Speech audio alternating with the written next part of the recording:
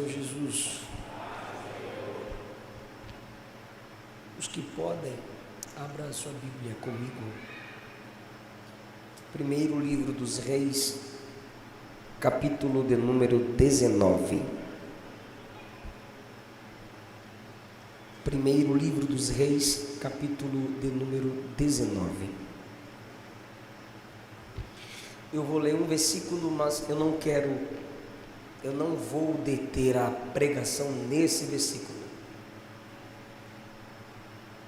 Para ganharmos tempo, eu vou ler um versículo, tem tudo a ver com o que vou pregar, óbvio, com o texto, mas nós vamos trazer uma pregação de forma expositiva, vamos expondo a intenção do texto e suas comunicações. O versículo 9 diz assim: e ali entrou numa caverna e passou ali a noite.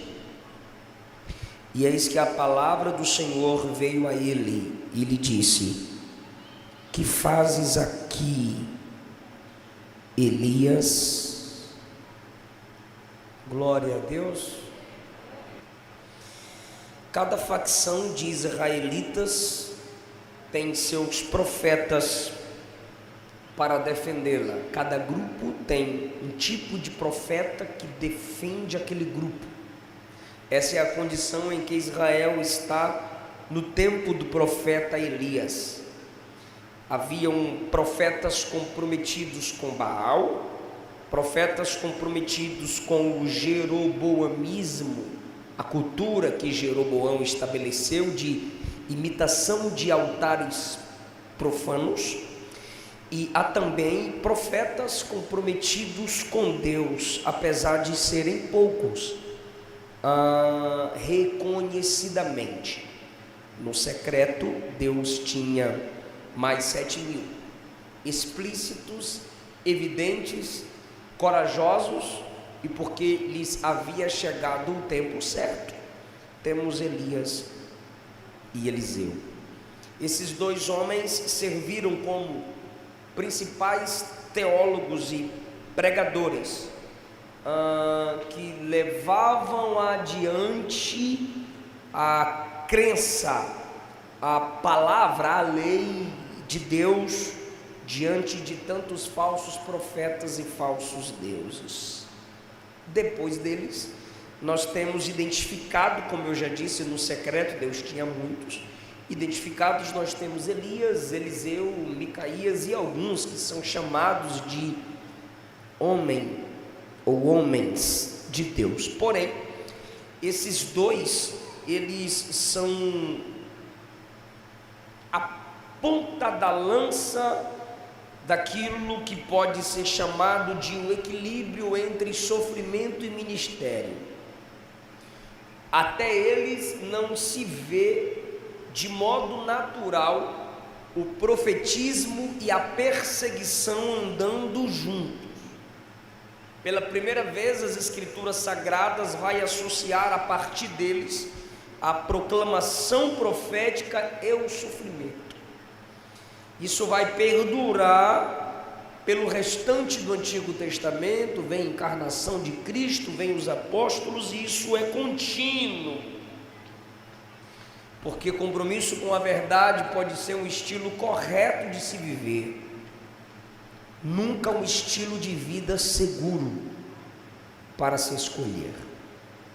Verdade, é bom escolher o lado da verdade. Agora, dizer que é fácil, não, nunca será fácil escolher o lado da verdade. E eles escolheram o lado da verdade, que é o lado difícil, que é o lado em que se carrega a cruz. E eles não diriam como nós, por muitas vezes, falamos. Eram mais que vencedores na intenção com que falamos. Porque quando as Escrituras Sagradas dizem que somos mais que vencedores, ela não está prometendo que nós vamos vencer todas as lutas. Ela está dizendo que quem está em Cristo é alguém que vai além dos seus limites. É alguém que parece não desistir, mas é alguém que continuou mesmo desistindo por dentro. É alguém que parece que sempre orou de joelhos, mas ele só chegou até aqui porque nem de joelho conseguiu orar. Deitou e só chorava e sem palavras como Ana sussurrava, mas conseguiu chegar. É gente que vai além do seu limite.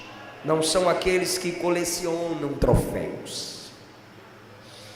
Então eles enfrentaram sim as perseguições, amaram mais a fé em Deus do que a própria vida, do que o próprio conforto. Elias, no capítulo 18, enfrentou os falsos profetas e assim ficou evidenciado que Baal não era Deus. E após a resposta de Deus visível com fogo, Elias conseguiu o que queria, trazer o povo de volta para Jeová. Todo o povo se prostrou e disse: só o Senhor é Deus. Quando o povo confirma só o Senhor é Deus, o povo está dizendo Baal não é Deus. E o próprio povo pegaram os falsos profetas e trouxeram a Elias para que Elias os matasse. Elias é a espada de juízo para os idólatras, e através de Elias Deus os matou. Foi o povo. Interessante. Elias expõe os falsos profetas, mas quem traz os falsos profetas para o juízo foi o povo.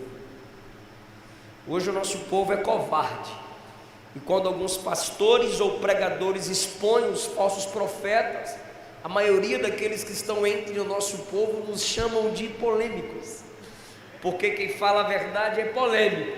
Então, se eu chamo os profetas que denunciam falsos profetas de polêmicos, é porque eu sou covarde, pois mesmo eu sabendo que os falsos profetas estão falando, eu não tenho coragem de expor esse falso profeta que me alimenta, pregando para mim aquilo que eu gosto de ouvir.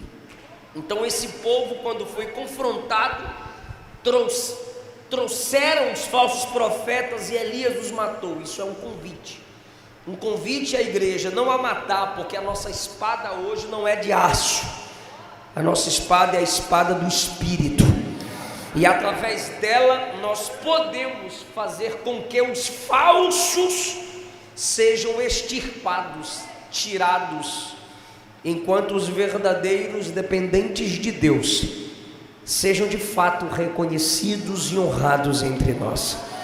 Por isso precisamos da palavra para termos o discernimento.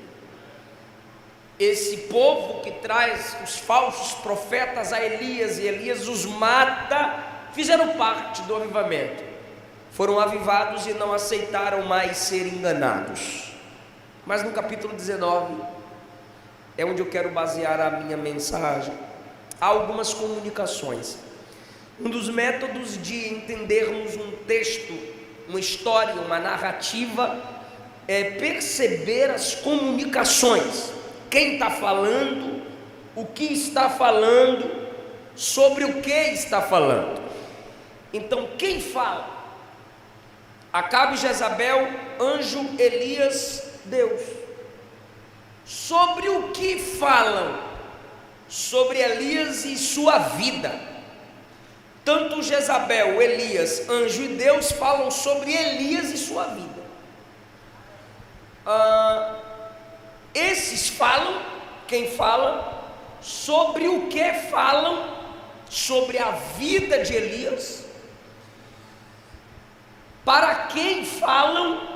Acabe fala a Jezabel, Jezabel fala a Elias, Elias fala a Deus, o anjo fala a Elias, e Deus também fala com Elias. As comunicações são entre Acabe e Jezabel, o anjo e Elias, Elias e Deus, Deus e Elias. Então quem começa falando? O autor registra o que Acabe fez.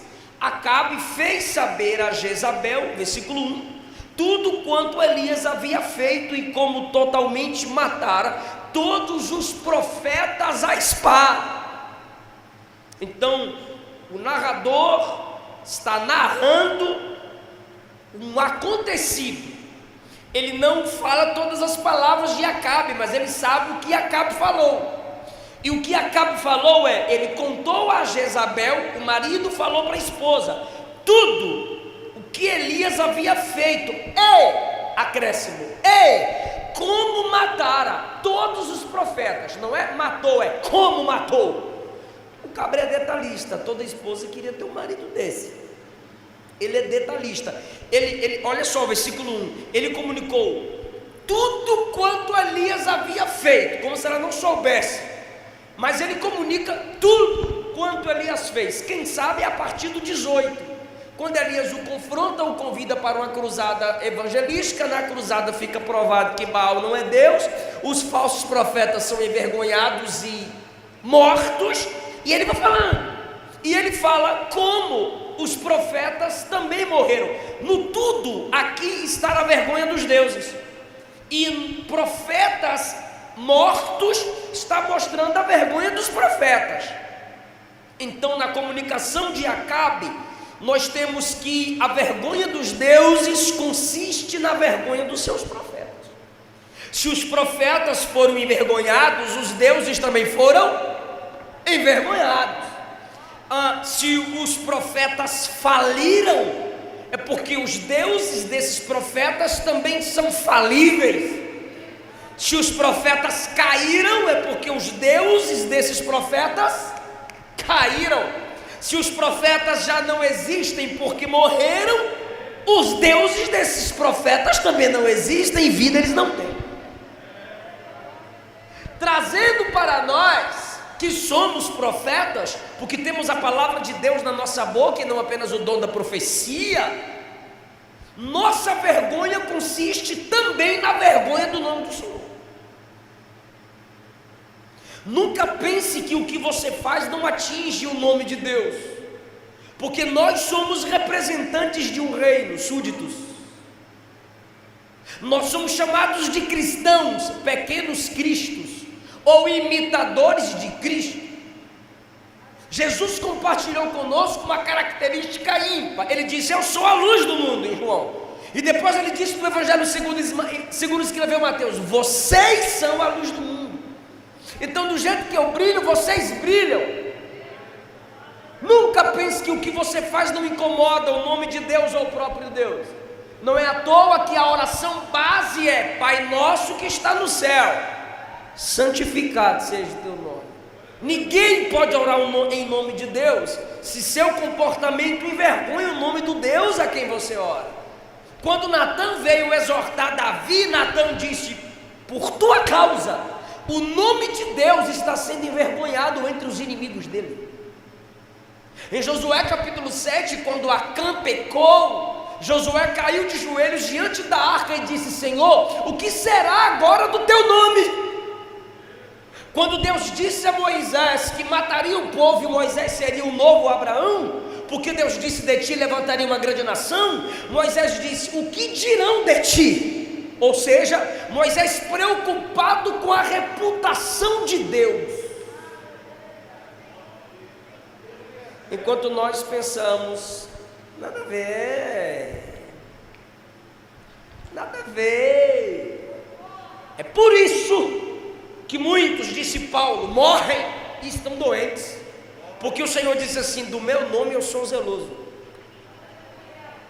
O único atributo na Bíblia de Deus elevado a 3 é santidade. Santo, santo, santo. Ele leva a sério a santidade do nome dele. Ou seja, a vergonha dos profetas envergonha o nome do seu Deus. O juízo um dia virá. Não sei os pais de hoje. Pastor Luiz Carlos, esse tipo de pai eu jamais queria ser, se não faz o que eu vou falar aqui agora. Quando um jovem ia cortejar uma moça, o pai da moça perguntava: qual o sobrenome de sua família? Quem é seu pai? Quem é sua mãe? Eu sabendo quem é seu pai e sua mãe, você pode conversar com a minha filha. Ou seja, onde um filho chegava, ele estava carregando o nome dos pais. Ele estava carregando o nome da família. Aqui nós temos itinerantes, pastor Luiz Carlos, cantor Messias, o cantor Douglas. Onde chega? Onde você congrega? Quem é seu pastor? Por que isso? Porque você está carregando o nome de sua igreja. Mas existem pregadores ou cantores que não carregam o nome de igreja nenhuma. 30 dias de agenda, não ceia, não congrega. Não tem compromisso nenhum com uma igreja local, nem com um pastor local. E aí, de onde você veio? Eu vim de rodear a terra e passear por ela. É o Satanás pregando lá na igreja. A vergonha dos profetas evidenciam a vergonha dos deuses. É por isso que Elias tem zelo pelo nome de Deus e é profeta verdadeiro, porque seu Deus é verdadeiro. A realidade, a verdade na vida e no caráter de Elias evidencia que o seu Deus é verdadeiro. Então, nas palavras de Acabe, na comunicação de Acabe, nós temos essa lição: a vergonha dos profetas envergonha o nome dos seus deuses. Segundo lugar, nós temos a comunicação de Jezabel. Versículo 2: então Jezabel mandou um mensageiro a Elias dizer: assim me façam os deuses. Eu perguntaria: que deuses? Elias já acabou de provar que eles não existem, que não são de nada. Mas olha em nome de quem ela ora: assim me façam os deuses, e outro tanto, se de certo amanhã a estas horas, ela marca a hora, a bicha é o cão. Se amanhã a estas horas eu não puser a tua vida como a de um deles. Olha o que ela está dizendo é o seguinte: que os deuses façam comigo pior do que o que você fez com os falsos profetas, com os meus profetas, se amanhã eu não te matar do jeito que você matou eles. Entenda, irmãos, que na comunicação dela, o que está explícito na comunicação dela é que o ódio que ela tem pela verdade aumenta quando ela percebe que a mentira que ela ama foi desmascarada. Eu vou repetir: o ódio que ela tem pela verdade aumenta quando ela percebe que a mentira que ela tanto ama foi desmascarada. Porém, ela ama tanto a mentira que ao invés de se prostrar e dizer: Elias fez isso, é melhor eu me converter ao Deus de Elias. Não, ela não se prostra diante da verdade. Por quê? Porque ela ama a mentira. Ela não mente apenas, ela ama a mentira. Por isso que Apocalipse diz que de fora vai ficar mentirosos, e quem ama a mentira? O mentiroso simplesmente não fala a verdade, foge da verdade. Mas quem ama a mentira odeia a verdade, porque não tem como, ou ama um ou ama outro. O ódio dela pela verdade aumenta porque a mentira, deuses que ela ama, foi desmascarado. Deuses. Quem ama falsos profetas, obviamente, vai odiar os verdadeiros. Então, quando alguém me diz ou diz para a igreja: odeio esse cara, odeio essa igreja, odeio o pentecostalismo, eu sei o que tu ama.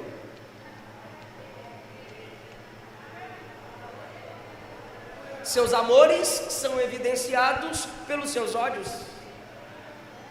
Jesus disse: ninguém pode servir a dois senhores, tem que amar um e odiar outro.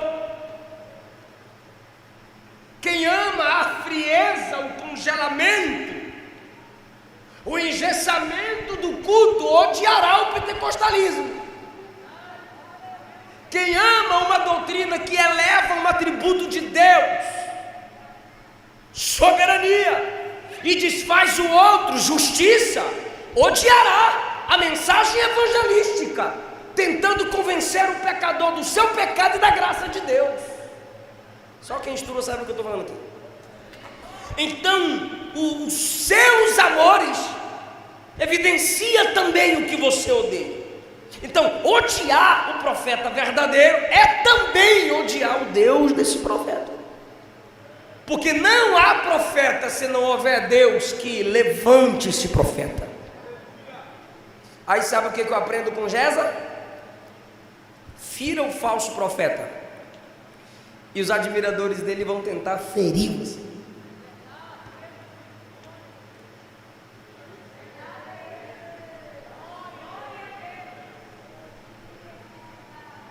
Quem ama seus pecados vão sempre odiar quem prega contra seus pecados. Um conselho que Lutero deu a seu amigo Melancton, a Filipe Melancton, Lutero disse assim: pregue de tal forma que se as pessoas não odiarem seus próprios pecados, vão odiar você. Mas aí você escolhe se você quer ser popular, feliz ou fiel. Você é popular quando você faz as pessoas felizes. Você é feliz quando você se faz feliz. Você é fiel quando você abre mão da própria felicidade, às vezes, só para agradar a Deus. Porque sem fé é impossível agradar a Deus.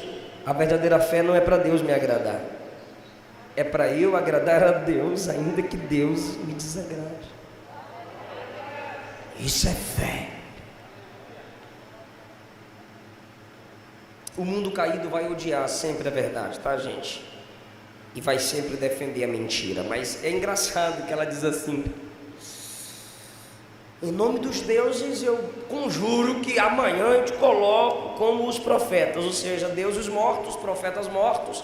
Ela quer colocar Elias no mesmo nível dos mortos. Mas os deuses são de baixo, pó, barro. Os falsos profetas são de baixo, porque são falsos. Elias é de cima. Aí eu faço uma pergunta: o que é de baixo destrói quem é de cima? Deixa eu fazer uma pergunta retórica, e se é retórica você sabe a resposta. Os deuses existem? Se os profetas morreram, deixaram de existir. Os falsos profetas existem? Mas Elias ainda está de pé, sim ou não? Lá vai a pergunta: o que não existe tem possibilidade de destruir o que existe?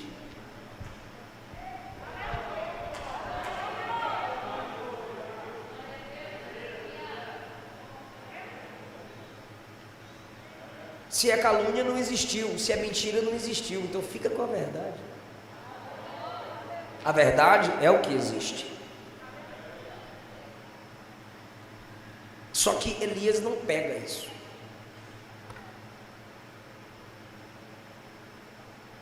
Coração de profeta é mundo que só Deus caminha e conhece o mapa. Elias poderia se levantar o dedo e dizer: manda ela vir aqui e matar essa mulher toda mesmo. Elias, que quando os camaradas disseram: o homem de Deus desce, ele diz: desço não, vai descer a fogo do céu. O soldado vira carvão. Veio outro grupo: o homem de Deus desce, se eu sou isso meu, vai descer fogo do céu. O soldado vira churrasco na hora. É o mesmo, pastor, é o mesmo. 100 homens armados, 102, né? Armados, o cabra encara e mata em nome do fogo de Deus. E agora um recado de Jeza faz Elias pedir a morte. É porque, irmão, ministério cansa. Verdade dói. Não é só em quem ouve, é em quem fala.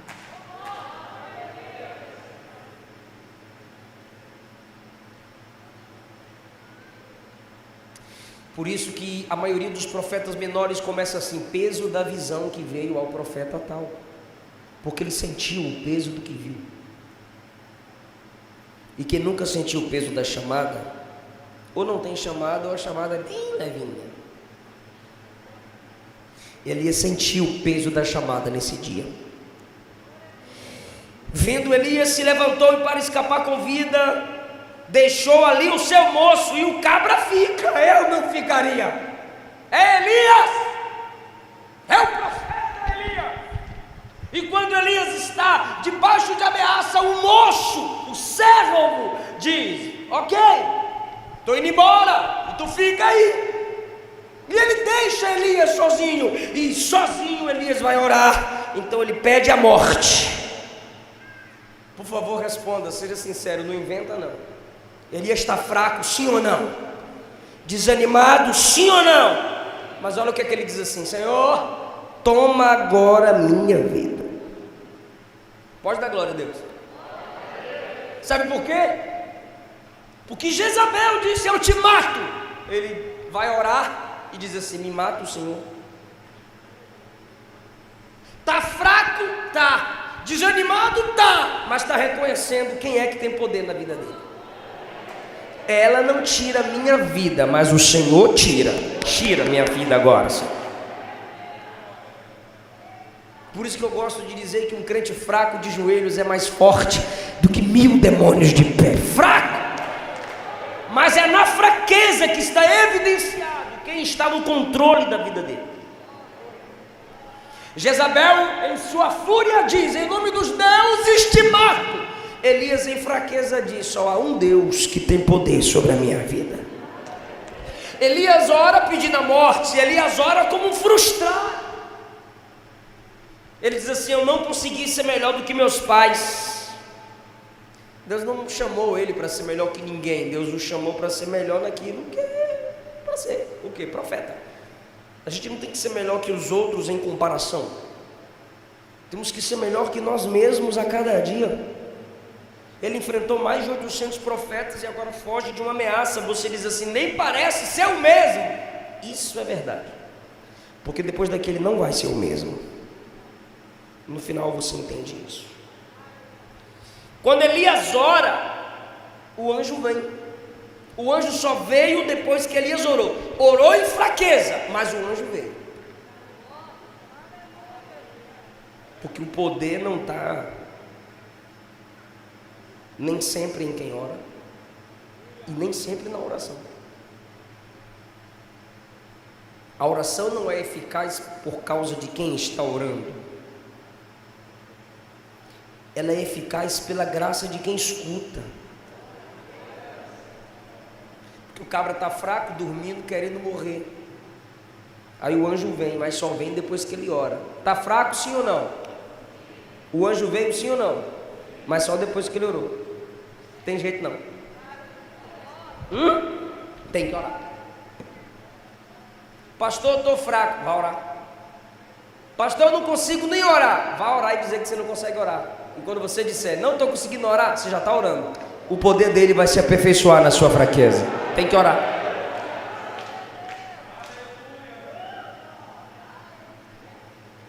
Está fraco, quer morrer, mas está orando. Aí vem o anjo. Porque o anjo de Deus não trabalha na terra se a gente não orar. Daniel orou 21 dias. No 21º dia o anjo desceu e disse assim: sua oração foi ouvida desde o primeiro dia. Se você deixasse de orar antes, nós não desceríamos. Como você persistiu, a gente conseguiu descer. Porque enquanto você ora aqui, a gente desce de lá. Parou de orar aqui, a gente não desce de lá. Atos 12, o anjo livra Pedro da prisão, mas a igreja está orando aqui. O anjo tira Pedro da prisão, mas é a oração da igreja que tira o anjo do céu. Ministros do céu não se movem na terra se a oração de quem está na terra não mover o céu. Não adianta você tomar posse de música, você cantar aba, aba, você ir atrás da irmã do manto. Se você não ora, vai continuar do mesmo jeito. Jesus orou no Getsemane, chorou. Depois os anjos vieram e o consolaram. E a oração de Elias, me responde por favor, a oração de Elias contrariou ou não a palavra de Jezabel? Sim, porque ela disse: eu te mato. Elias orou e disse: mata não, só o Senhor me mata. Então ele contrariou a palavra de Jeza. Aí agora veio o anjo o tocou e disse assim: levanta, versículo 7, levanta e come, porque longa é a tua caminhada. Primeiro Acabe, segundo Jeza, terceiro Elias, quarto o anjo. O anjo também contrariou Jeza, porque Jeza disse: vou te matar, quem está morto parou. Então se ele está morto, ele está parado. Mas o anjo vem e contraria Jezabel. Ela te quer parada, mas eu te quero andando. Levanta, anda, porque longa é a tua caminhada. Não parou aqui, Elias, não acaba aqui, é para avançar. A palavra de Jezabel entrou, o anjo tira, caminha mais um pouco, porque a mensagem de Jezabel nasce no ódio, a mensagem do anjo nasce no amor de Deus. Levanta, profeta, tem muita coisa ainda. Ele desistiu da vida, o anjo não desistiu dele. O anjo chama e o toca 2 vezes.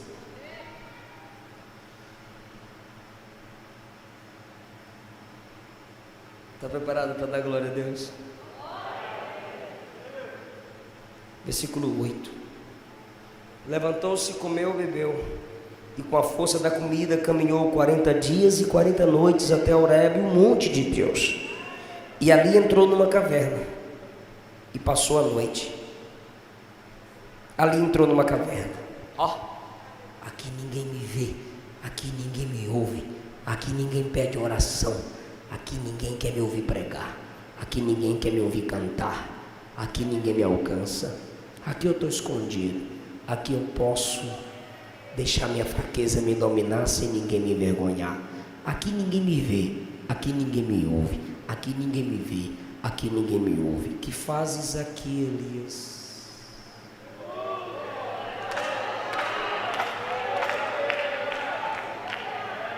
Aqui ninguém me vê, que fazes aqui? Aqui ninguém me ouve, que fazes aqui? Aqui ninguém me dá ordem alguma, que fazes aqui? Eu gosto de Deus dizendo que fazes aqui, porque se Deus dissesse o que fazes aí, era Deus aqui e Ele lá. Deus diz o que fazes aqui, quer dizer, você estava lá no monte arrebentando, eu estava lá com você. Estava todo mundo te vendo orar e fogo do céu descer, eu estava com você. Agora que você está na caverna, desanimado, querendo abrir mão da vida, querendo desistir de tudo, tu pensa que eu te deixei? Eu também estou aqui. O que fazes aqui? Aí deixa eu fazer uma pergunta só para quem está ligado e não dormiu ainda. Quem está falando aqui com Elias? Responde mais uma vez, quem está falando aqui com Elias? Então faz assim com a mão, assim, baixo o nível, pode baixar o nível. Então bora falar, quem foi comunicando? Diga, Acabe, Jezabel, Elias, anjo, e por último, subiu o nível, irmão do mensageiro, subiu o nível da comunicação, mudou a fonte das palavras.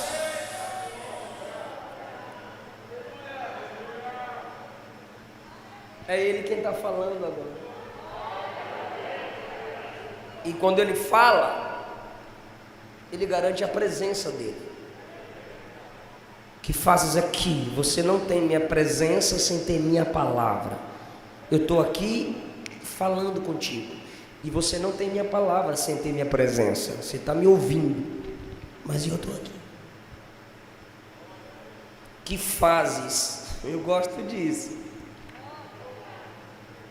Deus não perguntou assim, que foi?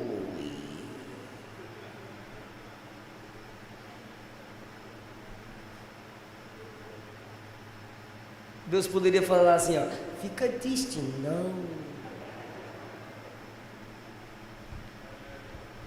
Uai, Elias é o leão dos profetas. Se ele tem um ministério de leão,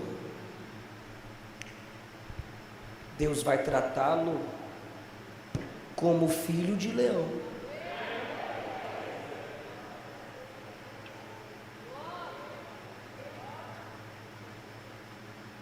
Jeremias disse, o Senhor enganou eu,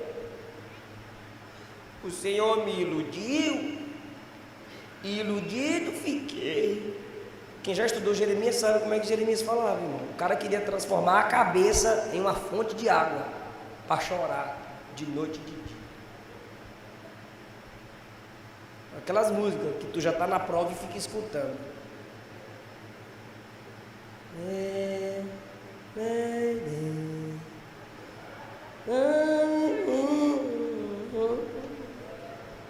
Eu estava numa vigília, cara, e o cara começou a cantar.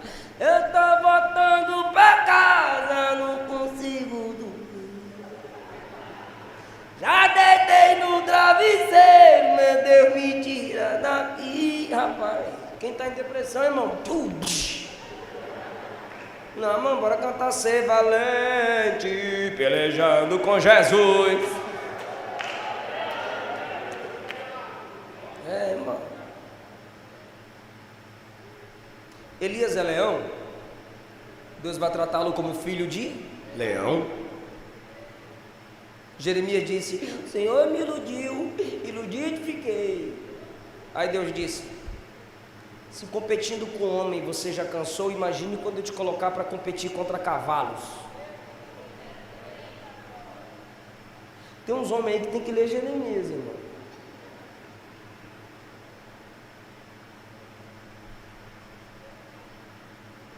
Ezequiel disse: Senhor, não querem me ouvir pregar, eles têm um semblante fechado.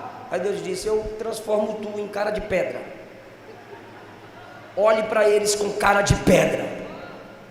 Se eles encaram de lá para cá, encarem também daqui para lá.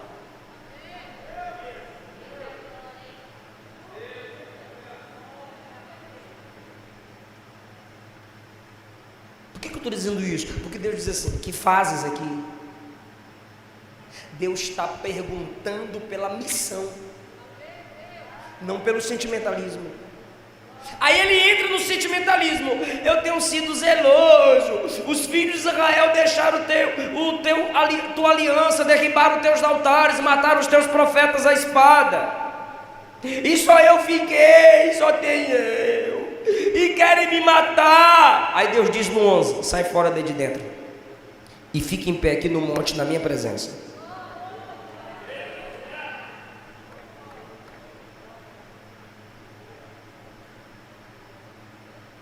Aí Deus veio no silêncio, no versículo 12. Que fazes aqui? A voz é mansa, sim ou não? Mas a pergunta não é pelo sentimento, é pela missão. O que você está sentindo?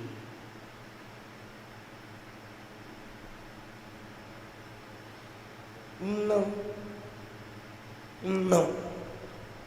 Não é pelo sentimentalismo, é pela missão. Você vai focar no sentimento que dói ou na missão que Ele te deu? Se você foca no sentimento, você se tornará alguém sentimentalista e frustrado ou parado devido às lutas. Foca na missão. Quando o sentimentalismo começou a cercar o ministério de Jesus, Pedro disse: tem misericórdia, sentimentalismo, de ti, mestre, tu não irás para a cruz, para trás de mim, Satanás. Judas veio com sentimentalismozinho na mesa.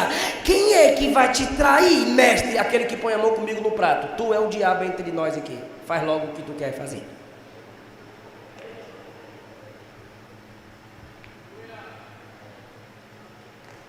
Pilatos olhou para ele e disse: tem dó de si mesmo, fala alguma coisa, eu estou com dó de tu, eu quero te defender, fala alguma coisa, eu tenho poder para te matar e para te dar vida. Imagina Jesus: nenhum poder tu teria sobre mim se do alto não fosse lhe dado, menos.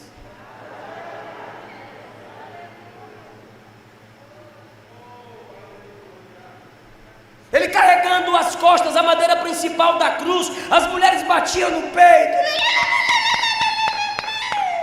as mulheres chorando, as mulheres clamando. Ele parou, olhou para elas e disse: chorem por mim não, chorem por vocês e pelos filhos de vocês.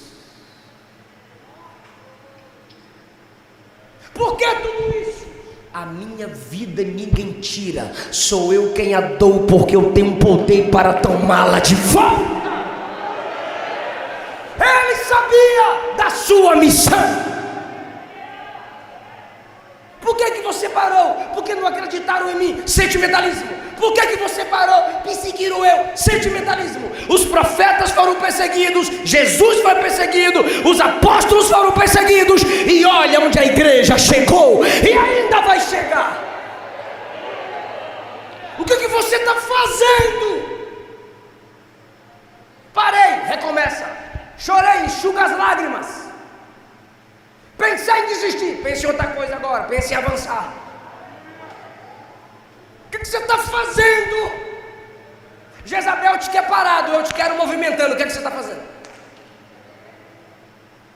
Como assim, Senhor? É que o dia tem 24 horas, para dormir é só 8, já dormiu, vaza. Aqui você não está fazendo nada, aqui você agrada a Jezabel. Jezabel te quer parado, eu te quero em movimento. Você dormiu, eu mandei o anjo te acordar. Tu dormiu de novo, eu mandei o anjo te acordar. Tu entrou na caverna, eu vim atrás de tu. E eu te fiz andar 40 dias e 40 noites. Por quê? Eu não te quero parado. Descanse, mas férias espiritual eu não te dou. Por quê? Porque só incomoda Jezabel quem agrada a Deus. E você agrada a Deus se movimentando. Se você não se movimenta, você agrada a Jezabel, mas incomoda Deus. E se você se movimenta, aí tu incomoda a Jezabel, o sistema que se opõe ao profetismo, mas você agrada a Deus. É assim que funciona, irmão. O quê? Mundo incomodado, igreja incomodando. Igreja acomodada, mundo acomodado. Deus é soberano e Ele determinou isso. A igreja incomodar o mundo, a luz encarando as trevas. Eu edificarei minha igreja e as portas do inferno não prevalecerão contra ela. Porta não é instrumento de ataque, é instrumento de defesa. Quer dizer que é a igreja que vai avançar. O mundo vai tentar se defender, mas não vai conseguir. A igreja vai para cima. Se movimente.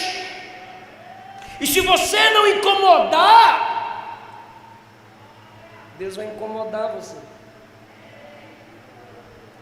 Aí eu te pergunto, será que não é melhor ser amigo de Deus e inimigo do mundo? Eu acho que vale a pena.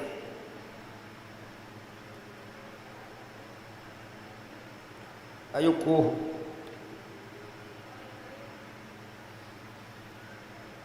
Deus repete a pergunta e Ele repete a resposta. E Deus diz assim: agora você vai ungir 3. Ele nunca teve unção para outro, simbolicamente, antes da caverna. Mas agora Ele tem, porque Ele é alguém que cansou. E quando Ele cansa, Deus diz: você não vai ser mais um profeta itinerante, você vai formar profeta. Eu não disse que não era o mesmo? E naquele dia Deus vai mudar ele. E você pensou que ficou só. Versículo 18. Mas eu tenho mais 7.000. Deixa eu fazer uma pergunta e eu encerro. Deus tinha mais quantos? Se Deus tinha mais 7.000, Ele não precisava ir atrás de Elias. Isso é na visão de muitos. Mas Deus não vai levantar a nova geração sem sarar a velha. Deus não vai levantar ninguém para escrever uma nova história se esse alguém que quis ser levantado não respeita a história de quem veio antes dele. Então Deus está guardando os 7.000, porque alguém treinado por Elias vai liderá-los. Você vai ser mentor de profeta agora. Eu tenho mais 7.000, mas mesmo assim eu vim aqui atrás de você, porque tem muita gente para fazer, Elias, mas do jeito que você faz, só você faz, porque eu te chamei para ser diferente. Está preparado para dar glória a Deus? Aí Deus diz: vai lá e chama Eliseu. Ele foi e chamou Eliseu. Aí chegou o dia dele sair da terra. Quando chegou o dia dele sair da terra, ele disse assim para Eliseu: fica aqui. Fica aqui. Eu quero ficar sozinho. Me deixa. Eu estou sentindo que eu vou perder vocês. Lembra de Paulo? Não sei se vou, não sei se fico, quero ir por amor a Cristo, quero ficar por amor a vocês. Elias está sentindo que está na hora de vazar. Aí ele quer ficar sozinho e diz: fica aqui. Tu lembra do bestalhado lá atrás? Ele falou assim para o bestalhado lá atrás: fica, me deixa sozinho, cabra. Eu não deixaria. Não é Eliseu Rodrigues, é Elias. Eu grudava em Elias. Quem não grudaria? Elias te mentoreando, cabra vaza e deixa Elias sozinho. O tempo passa. Aí Deus levantou um novo companheiro. Esse novo companheiro ouve a mesma coisa: fica aqui. Eu vou em Betel, eu vou em Jericó, eu vou em Gilgal, eu vou no Jordão, fica aqui. Eliseu disse: vive o Senhor e vive tua alma, eu nunca te deixarei. Irmão, a voz mansa tirou Elias da caverna. E depois da voz mansa na caverna, um companheiro foi estabelecido. Isso tem tudo a ver com a minha vida e com a sua vida. O que nos tirou da caverna do pecado foi a voz do único manso na cruz do Calvário. E a voz de Jesus foi: está consumado. Eu paguei o preço. Pai, perdoa porque eles não sabem o que fazem. Foi essa a palavra de Jesus que nos tirou da caverna. E depois da voz mansa que nos tira da caverna, das trevas, do pecado e do mundo, veio o Espírito Santo, o Consolador, o nosso Eliseu, que nunca nos abandona. Jesus disse: eu rogarei ao Pai e Ele enviará o outro Consolador, e este estará com vós para sempre, e habitará para sempre em vós. Então toda essa igreja só é igreja por causa da voz mansa no Calvário, e por causa do Consolador que nunca nos abandonou e nunca nos abandonará. Alguém aqui tem certeza da presença do Espírito de Deus na sua vida? É o Consolador, o companheiro fiel que nunca nos deixou. E quando você chega no último capítulo da Bíblia, está lá juntinho o Eliseu e o Elias, o Espírito Santo e a igreja. O Espírito e a noiva dizem: vem. De fato, irmão, ele desceu no dia de Pentecostes e não nos abandona, apesar das nossas fraquezas, apesar dos nossos erros e falhas. Fica em pé comigo, dando glória a Deus.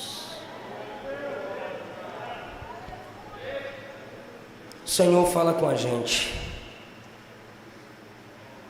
Senhor, nos ajuda a silenciar as falsas vozes, ou até verdadeiras vozes, mas que geram em nós sentimentos caídos, destrutivos e destruidores.